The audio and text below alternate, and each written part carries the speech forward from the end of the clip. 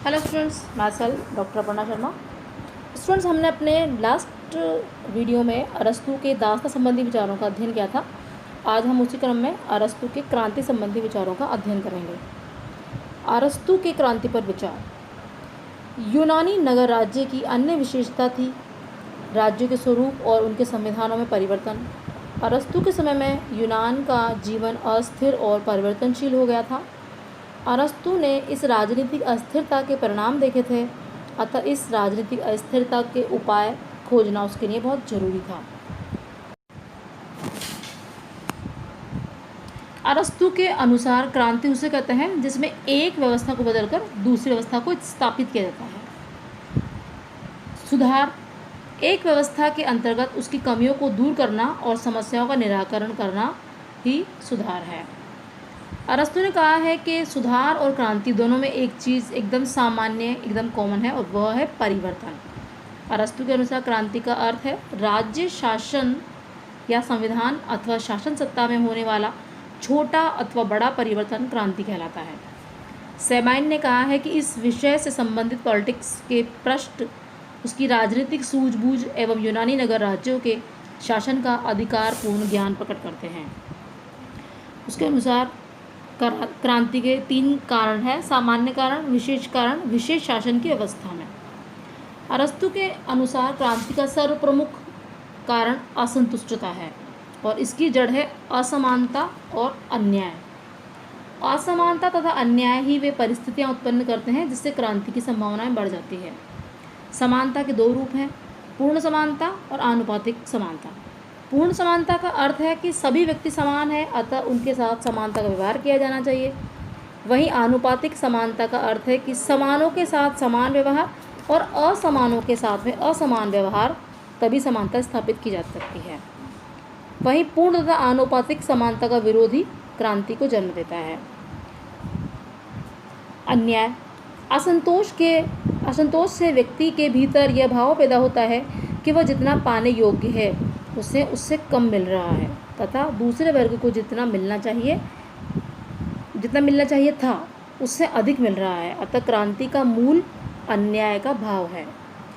विशेष कारणों में जो प्रमुख कारण अरस्तु ने बताए हैं वो इस प्रकार हैं: जब शासक जनता के हित के लिए कार्य न करके निजी हित के लिए कार्य करता है तो क्रांति होती है।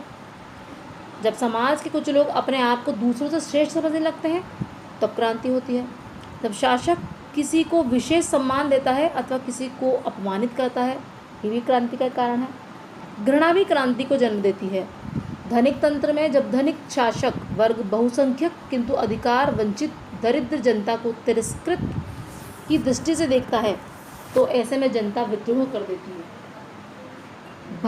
भय भी क्रांति का जनक है। अपराधी दंड के भय से बचने के लिए तथा सामान्य जन अपने साथ होने वाले अन्याय से बचने के लिए क्रांति कर देते हैं। जातियों की विभिन्नता भी क्रांतियों के लिए उत्तरदायी है। शासक वर्ग की असावधानी, परस्पर विरोधी वर्ग का संतुलित होना भी क्रांति के कारण है। विभिन्न शासन प्रणालियों में क्रांति के कारण।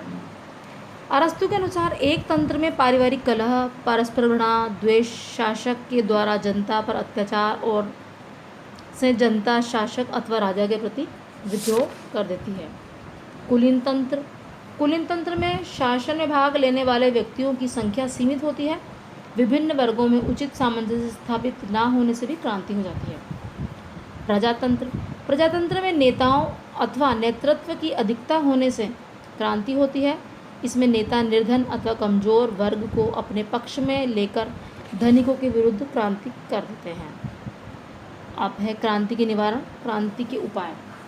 अरस्तु क्रांति के कारणों के साथ क्रांति के निवारण भी बताता है। वह समस्या की गहराई तक जाता है और क्रांति हो ही ना ऐसे उपाय बताता है, जैसे कि राज्य में किसी भी वर्ग में शक्ति का केंद्रीकरण नहीं होना चाहिए। शासक तथा शासितों में सद्भावनापूर्ण विश्वास और संबंध होने चाहिए। शासकों के प्रति विश्वास का भाव रहना चाहिए। राज्य की ओर से लोगों में आर्थिक असमानता को दूर करने के प्रयास किए जाने चाहिए। जनता में संविधान तथा न्याय के प्रति आस्था बनाए रखना भी क्रांति से बचने का एक सर्वश्रेष्ठ उपाय है। मध्यम वर्ग को बढ़ावा देकर क्रांतियों को भी टाला जा सकता है। स्वस्थ मध्यम वर्ग धनी निर्धन में संतुलन होना चाहिए। नागरिकों में बाह्य आक्रमण का भय शासक वर्ग के द्वारा सदैव बनाए रखना चाहिए, जिससे कि देशभक्ति की भावना का संचार होता रहे। महत्वहीन समझे जाने वाले कारण भी कई बार क्रांति को जन्म दे देते हैं, इसलिए इन पर दृष्टि रखनी चाहिए।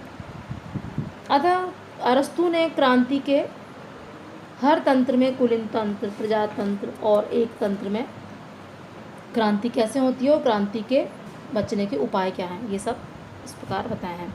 साथ में एक विशेष उपाय है, वो इस प्रकार है। क्रांति के प्रतिकार हेतु सामान्य उपाय सुझाने के बाद अरस्तु विभिन्न शासन व्यवस्थाओं में परिवर्तन लाने वाले विशेष कारणों को दृष्टि में रखते हुए विशेष उपायों का उल्लेख करता है।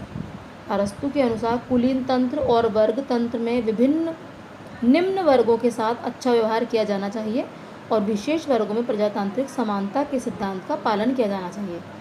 प्रजातंत्र में धनिकों को उनकी संपत्ति का आश्वासन प्राप्त होना चाहिए और इस बात का ध्यान रखना चाहिए कि जनता लोकप्रिय वक्ताओं अथवा जननायकों के बहकावे में आकर क्रांति न कर बैठे।